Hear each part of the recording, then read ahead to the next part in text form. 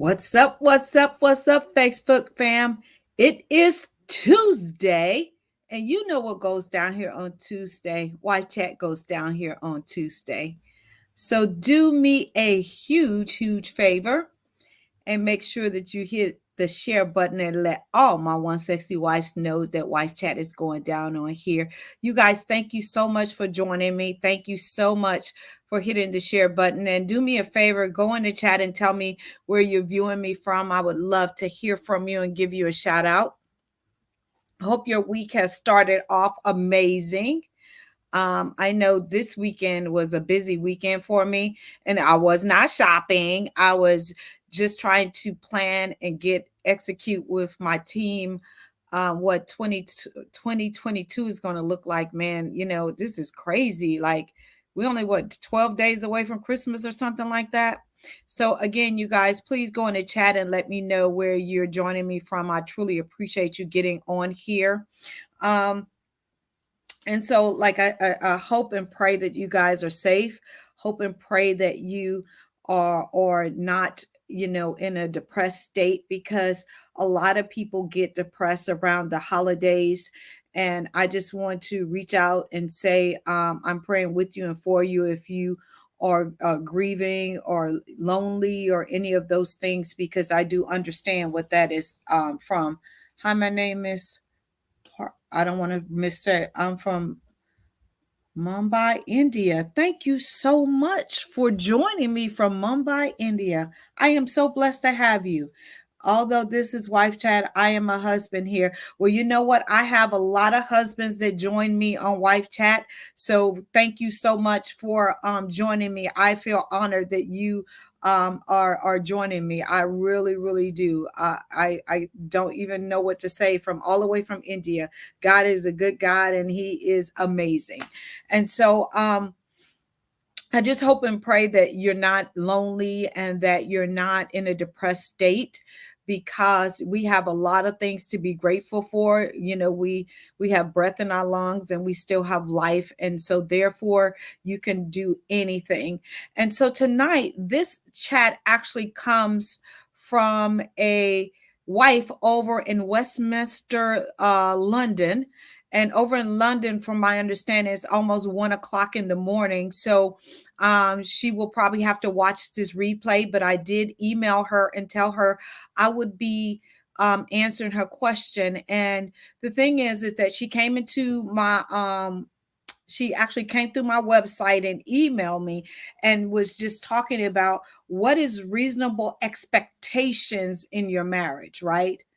What are reasonable expectations in your marriage? I have been watching your videos to understand female wife perspective. Thank you so much. I hope that I'm giving you a very balanced female male perspective. A lot of the females that watch me on my YouTube channel kind of get upset because they say I lean more towards, the man side and giving a man's point of view. But I try to be very balanced on all of my social media. I know for a fact that us wives have a lot of work to do. Not saying that you men don't, but hopefully that we get a balanced perspective. Hello, Miss Tamika White from Texas. I appreciate you getting on here. I really do. I really do appreciate you. And I'm a Texas girl. I'm from San Antonio. So give a shout out to all my Texas people. Thank you guys so much for joining me. Make sure that you're hitting the share button and watching. So again, this comes from a woman all the way from the UK in Westminster, London, and it's about 1 o'clock over there in the morning. So she'll probably watch the replay. But again, thank you guys so much for joining me. So how do you set reasonable expectations in your marriage, right? And I will tell you that for me, after being married 33 years, Gil and I have to reevaluate our expectations every single year. And we didn't learn this, we didn't get the hang of setting expectations up until, I'm not going to even lie, maybe 7 years ago, because the expectations that we had of one another at 21 and 22 when we got married, and now at 53 and 54, is a huge gap, right? And we have both, grown so in so many areas of our life when it comes to education, of course, having children, financial stuff. We have grown in so many different areas of our life, right? Thank you so much for joining me, Tanya from Michigan. I appreciate you. I love you, girl. Anyway, I appreciate you for watching. But we have grown in so many areas of our lives as individuals and as a couple. So now we do a marriage checkup twice a year, right?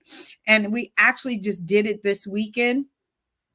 And we did that so we can lay the foundation of what our expectations are of each other, right? And when I came into my marriage, I came into my marriage with the expectation that Gail was going to be my knight in shining armor, that he was going to be my everything. He was going to meet all my needs financially, mentally, spiritually, socially, all of those different kind of things. Now, I am a goer. I love to go. I love to hang out. I love to be in the limelight. I just love to go.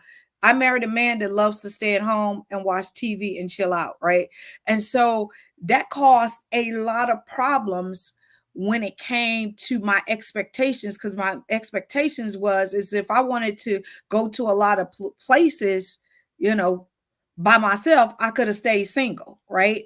And that was one of the biggest things that we used to argue about when we first got married, because I wanted to go out. I wanted to hang out. I wanted to be out. I wanted to be seen. I wanted to be all of these things. And Gil was like, no, I want to chill out. And I'm like, I'm not spending too many more days at home looking at you. I'm just not doing it. So that was an expectation. But now, as we've been toured and all those kind of things, we found a balance. So the first thing is be intentional about what you want from your spouse when you're setting reasonable expectations. Be intentional, right? And now Gil and I can communicate so well now, right? Not perfect, not perfect. I had to go back to school to learn to communicate with my spouse, and then in turn to be able to teach my clients how to communicate effectively, right? But be intentional about what you want from your spouse, because a lot of times we think that they know, even though you've been together for a long period of time or whatever, and they don't always know. You have to open your mouth and tell them what your expectations are and give them the opportunity to say if they can even meet that expectation. That's the reason why it's so important to always reevaluate. And like I said, Gil and I do it twice a year. It was years that we never even, met about anything, to be honest with you. We was just doing our own things because our marriage was in such a shamble. But what I'm saying is now we set the expectation, right? What do I need from you? What was working for me now? What's not working for me? What I need you to step up to the plate and do? What I need for you to do less of? All of those different kind of things. And one of the expectations that I didn't realize, and it started really early when Gil and I first got married. When we were dating, he asked me, could I cook? And I'm like, yeah, I can cook, right? But the thing is that I was very career driven, right? And I used to be in the fashion industry. So I used to travel a whole lot and do a whole lot of, like, runway stuff and all kind of different things. But at the end of the day, one of his expectations was, which he talked to me about, right, was if I could at least cook 3 days a week. That was one of his expectations.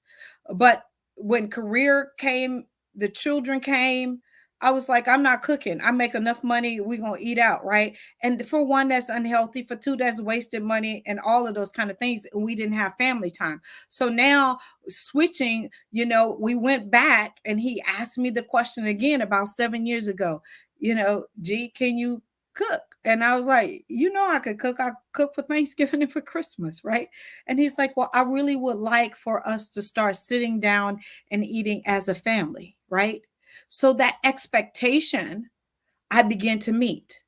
Not, he didn't say it from a bad place, but said it from a place of, this is a need that I want, right? And that's one that I can meet. So I began to cook Monday through Thursday. Friday, Saturday, Sunday, they on their own. But I throw it down every single Monday through Thursday, unless I'm sick or traveling or something like that. But for the most part, we eat as a family with no electronics, right? So that's an expectation that I'm able to meet. But it's an intentional expectation that I want to meet. And vice versa. He does some things that I need for him to meet, right? Because I do work inside my home, but I need some space and all this kind of stuff. So, I redid a part of my house, and because my office was in the basement of my house, and I was like, I feel like I'm in the dungeon. So we redid another part of my house so I can have light. But I teach all over my house. But anyway, that's something else. Number 2, learn to communicate skillfully. And we're talking about setting reasonable expectations in your marriage. And when I say skillfully, right? Because again, a lot of times we're talking at our spouse and not talking to our spouse. And it's a huge, huge difference. And for me and my type of personality, I always was talking to Gail. I was talking to Gail. I was talking at Gail. I was telling him what to do. And I had to make that switch and realize that he was not my child. He was my husband. Number 3, seek balance. Seek balance.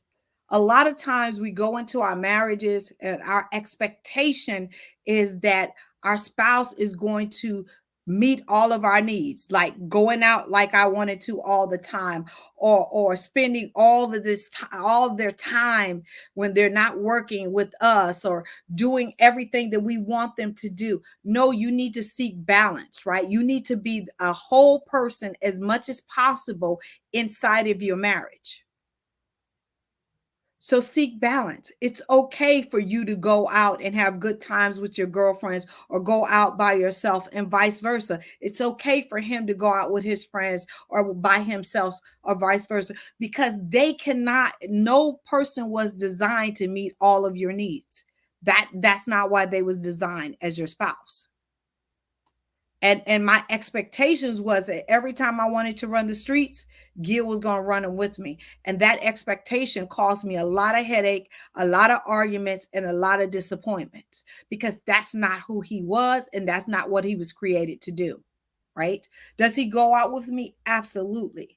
But is he running the streets like I run the streets? Absolutely not. Okay?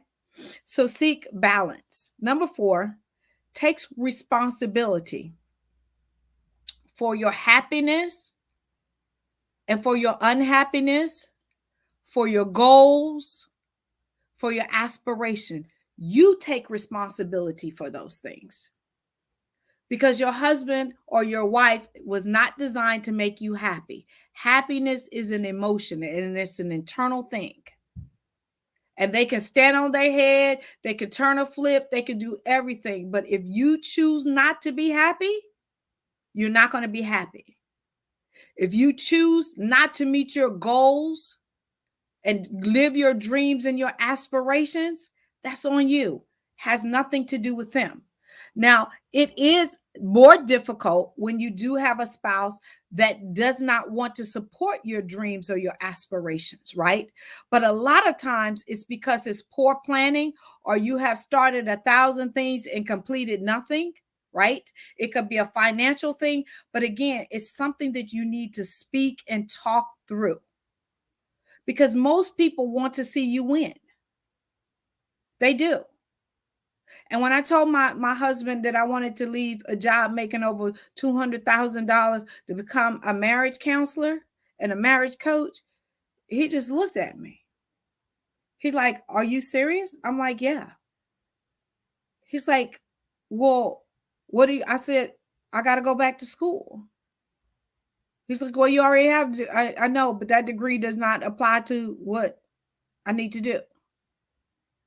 So I had to chart out the financial piece. I had to chart out what school I want to go to. I had to chart all of those things out because my husband is a planner. He's not like me, fly by the seat of my pants. He plans out every single thing. So I had to plan that out. So when I went back to school, I went back to work part-time. So I could be in school and I can have some financial things to pay for my school. But he was supportive once I showed him the plan. But he was not going to be supportive if I just do like I used to do, just say I'm going to do this and just make it happen, right? So what is your plan? You got to take responsibility for it.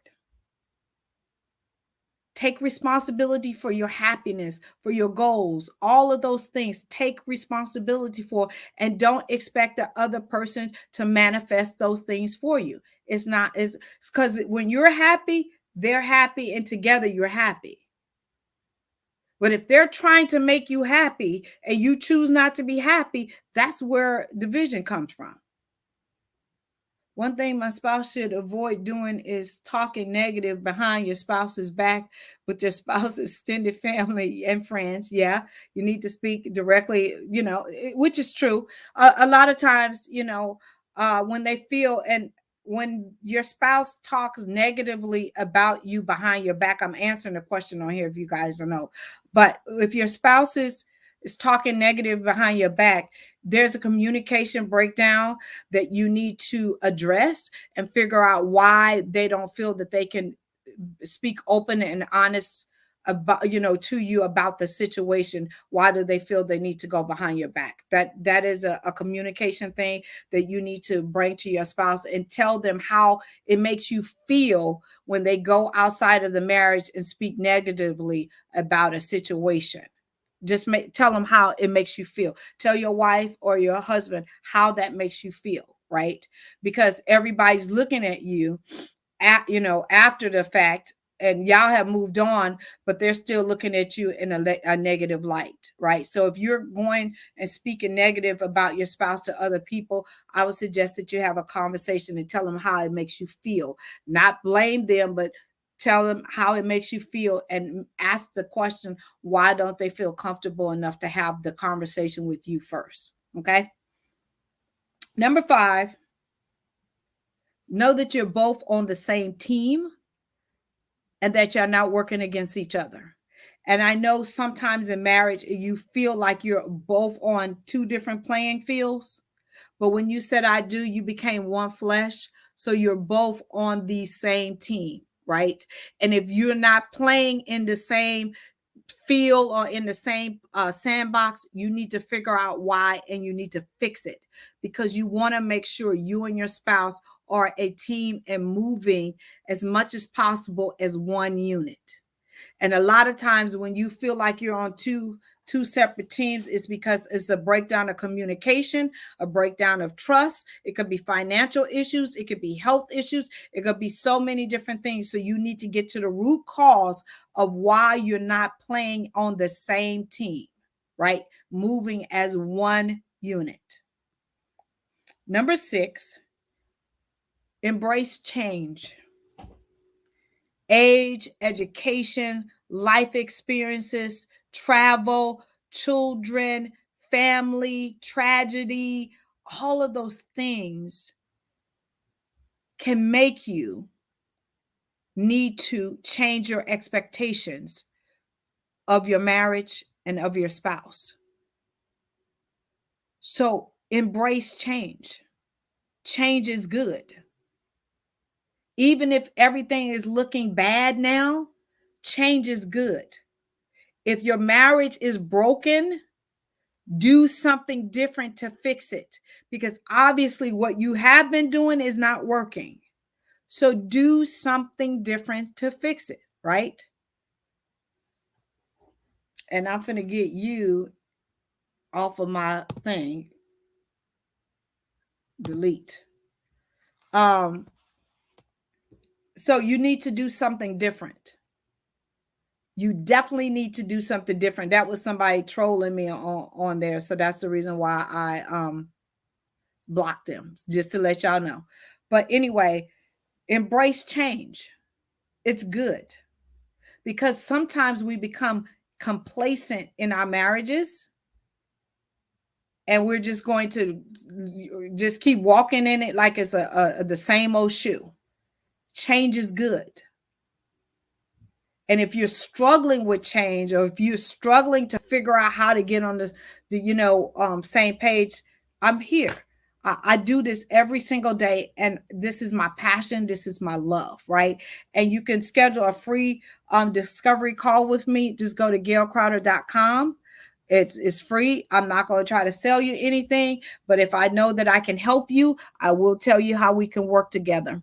The last thing I want to tell you guys before we get off of here, I only have 30 seats, literally 30 seats, for Bringing Sexy Back to the Marriage 2022. It's going to be January 21st and 22nd. So if you have not registered, go ahead and register.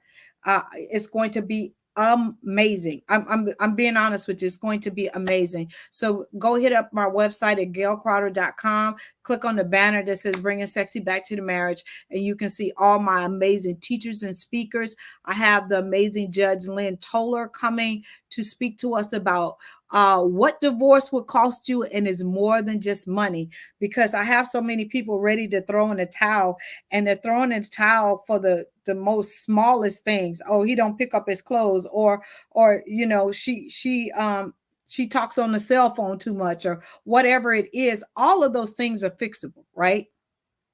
And I have a lot of people who are coming to me because they're in sexless marriages and stuff like that. No sex, I'm going to say this live, no sex is just the surface. You need to figure out what is the root cause of why your spouse does not want to engage with sex with you, right? And I'm going to be teaching some workshops and stuff like that. Again, I had an amazing a meeting with my assistant and everything. So we mapped out 2022 is going to be really good. I'm going to be holding a lot more workshops for you guys, because I want to see you guys win in every area of your life, not just in your marriage, but every area of your life. Because when you get inside of a marriage, if you are whole as possible, that's when you win. That's when you win. Never stop communicating with your spouse. Communicated does not mean always being the speaker. Listening to your spouse is always, that is definitely a form of communication. It really is. And I always try to tell my people that I get a chance to interact with, always listen to understand and not always to respond. So I love you guys to pieces. I am here every single Tuesday with Wife Chat, and I'm always on my YouTube channel on Thursdays. I hope and pray that you guys are enjoying your holiday season. I will be here on Tuesday. And then I'll be on my YouTube channel on Thursday. But I love you guys to pieces. Have an amazing, amazing night.